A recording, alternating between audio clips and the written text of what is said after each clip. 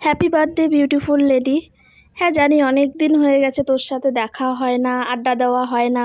তার জন্য অনেকেই ভাবে হয়তো যে তোর আর আমার বন্ধুত্ব এখানেই হয়তো শেষ, বা আমাদের মধ্যে কিছু হয়েছে।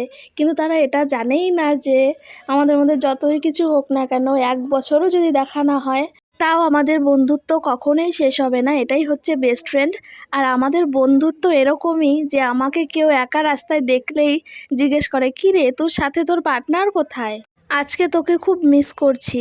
হ্যাঁ, এমন না যে অন্যদিন মিস করি না তা না, অন্যদিনও করি, বাট আজকে একটু বেশিই মিস করছি কারণ আজকের দিনটা খুব স্পেশাল। আমি সামনে থাকি আর না থাকি, আজকের দিনটা তোর খুব ভালো কাটুক।